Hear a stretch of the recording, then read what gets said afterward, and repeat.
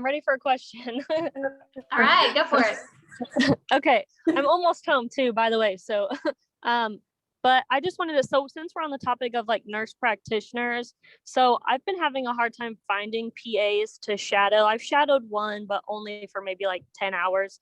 I did shadow a nurse practitioner for quite a few hours, and I like created a pretty good connection with her. Mm-hmm. Would it be okay if I had a letter of recommendation from an NP rather than a PA, or should I still try to find that connection with a PA?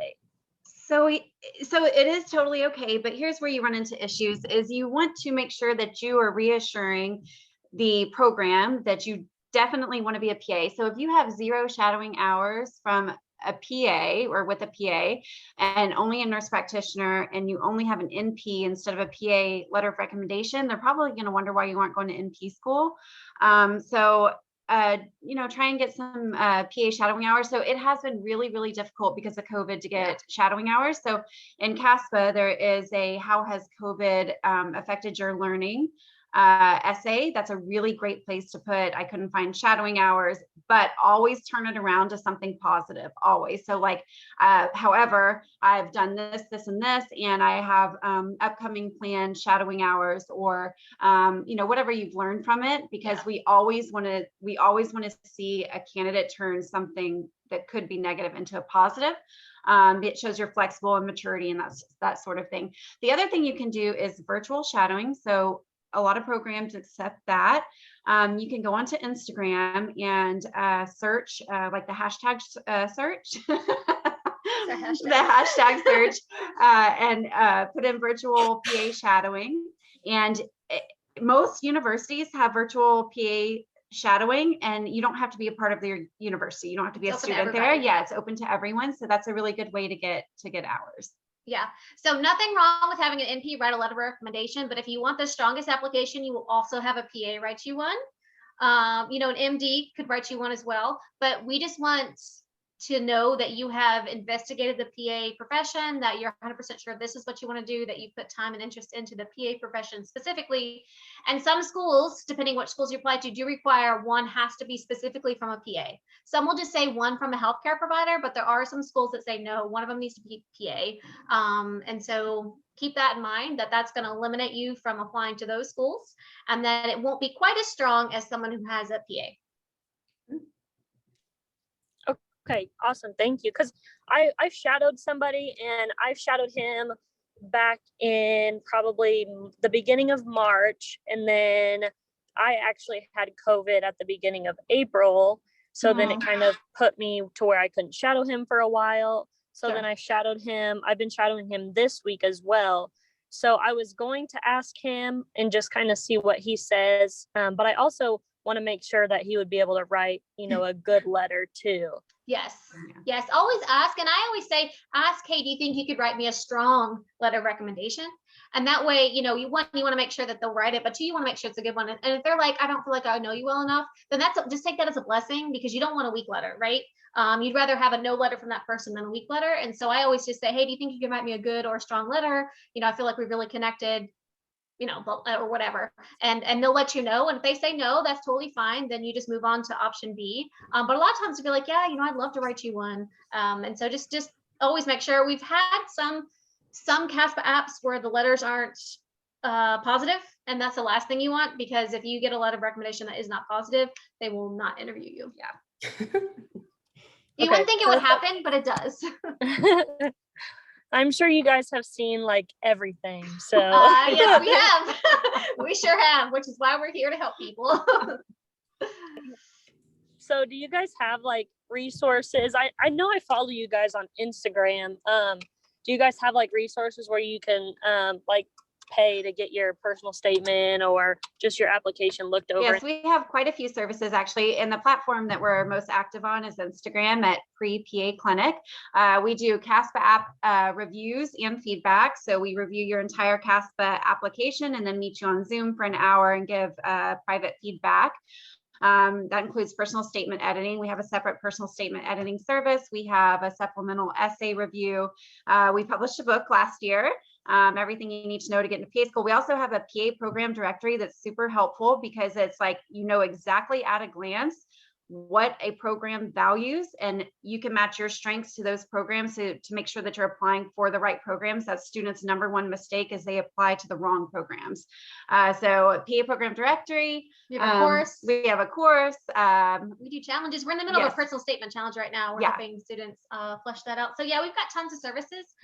We just felt a need for like kind of an expert's view on someone who's like been on admissions committee and actually reads CASP applications, just to kind of demystify it out there. So you can find all those, the link in our bio if you guys are interested. We also have a lot of free resources there as well. We put a lot of tips and stuff on Instagram. And if you're part of our email address list too, we did like 30 days of tips last month. And so we do all kinds of stuff like that too as well. So yes, please follow us, have your members follow us, and then they can DM us if they have any questions. But we're pretty active on Instagram. We are active on Facebook, but Instagram's kind of our main platform. All the shenanigans are there. All of them. All the good stuff. All the good stuff. I love that. Yes. Makenzie, you wanna go for a minute? Yeah, I feel like I was just, taking up all that time in the beginning. I know you were driving, but I wanted you to get your questions, and I know this is so fun.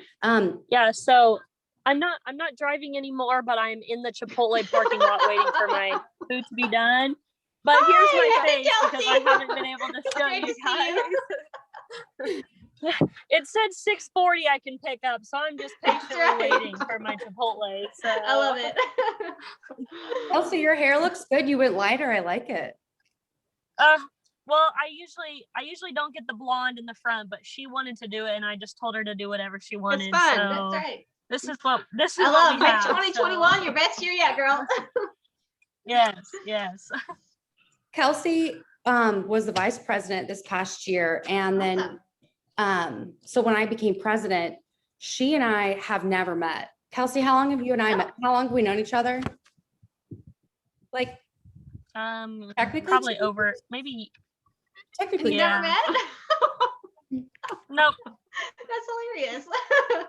So I feel like we're best friends, and we have never met. So. That's awesome. We joke that when we're going to meet soon, I said, "Are we going to run into each other's arms?" And she was like, "Yeah." Her boyfriend was like, "You're weird," and she was like, "I love Makenzie," and I was like, "Mom, I love her." So anyway, listen, you guys are going to meet at Target or something. And like everybody goes, or like a weird run-in. Yeah. Right, Just Kelsi, casually. Oh, look, there's Makenzie. Here we are being creepy. So if I submitted my old letters of rec, how can I find a way to secretly submit those in with, my second question is the new letters of rec. The first round was a PA that has like just been with me through this whole process, and she just answers me right away, texts me. She says, yes. I said, I need someone that needs shadowing hours. Can you help her out? And she was like, yes, here's my number. Have her text me. Awesome. Her name is Ann Coppage, and she's at Kansas City Bone and Joint. And so she wrote a letter of rec the first round. Okay. And do you see an issue? She's been on this journey with me still. And do you think that I should ask her again? Because the content's going to be completely different. I mean, she really knows me. Yes, you want someone who knows you, because the more specific the letter recommendation is to you, the more weight it holds, right? And so if she mentions specific things like, yeah, she comes to the office and she helps with these procedures and she always learns quickly, or whatever, you want her to say about you, like the more specific, the better.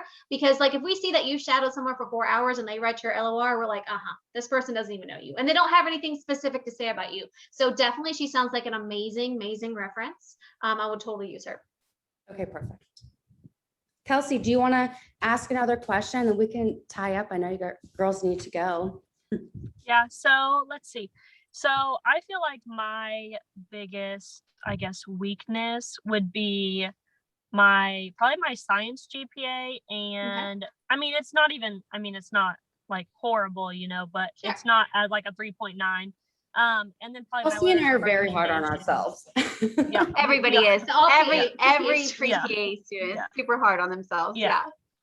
So I mean, like, what kind of things would you guys like recommend? If you're lacking in one area, just kind of like really, because I mean, I already have like over 1,500 hours of patient care hours. I mean, what other things can I do to kind of like up my application a little bit?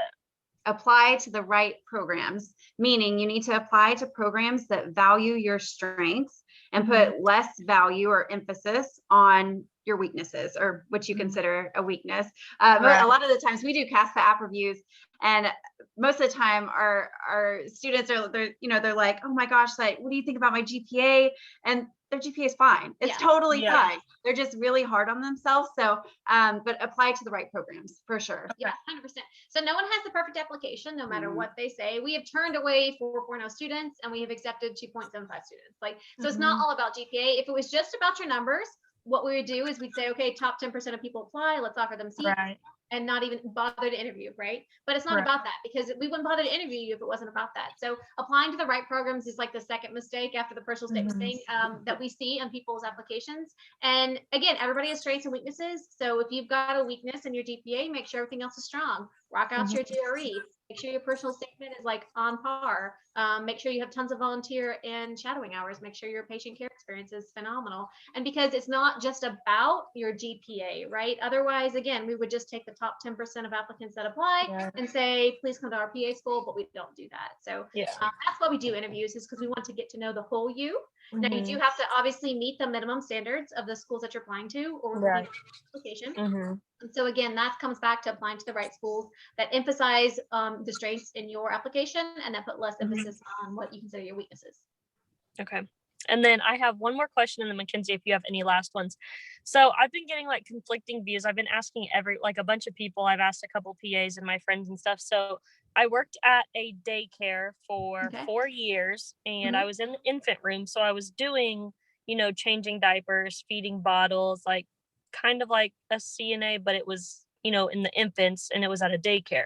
So some people told me I could use that as not patient care, but healthcare experience. But then other people are like, no, because it was just at a daycare and that's not really healthcare. So what are your guys' thoughts on that? Because I worked there for a while, but I personally felt like it would be kind of a stretch if I put it under healthcare just because it's at a daycare. What was your title? Just like a daycare provider. Yeah, so, unfortunately, no. Yeah. So CASPA will flag applications if they think something is hinky, or I don't even know how they do it. They have like a whole computer program system. Yeah. And so you don't want to get flagged for something like that, because then it sort of makes us think about like, okay, what about the rest of the application? What else should we? And so sometimes we have to feel like we have to do more investigating. We have to actually contact your references. We actually have to do this kind of stuff that we typically don't do.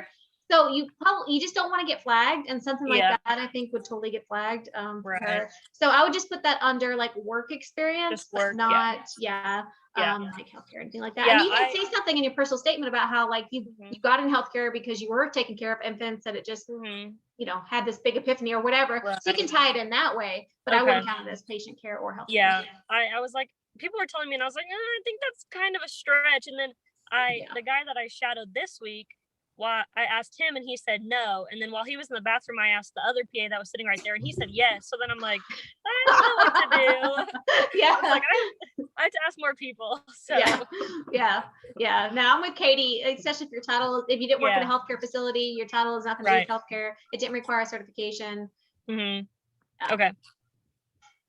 That's where I was kind of going with that too. So thank you. Yeah, no problem. Okay, you could answer this really quickly. I started volunteering at this scrub tech line in North Kansas City, TI Scrubs, and I'm just so excited to volunteer there. But that's not really healthcare or like a patient.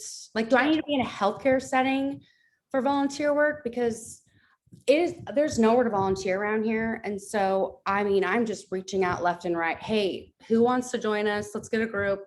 Let's volunteer here. And is that going to be an issue if it's not specific? Well, should I put that in like an experience, or should it be volunteer? Because it is volunteer, but it isn't the volunteer that I'm assuming that they want to be helping the homeless, feeding, starving, or packing lunches, or Put it under volunteer. Yeah. So like, I mean, healthcare volunteer looks even freaking more amazing, but like you volunteering your time, like you obviously have a passion for helping people in the community. And just because you're helping them in a different way doesn't make it any less important. Sure. And so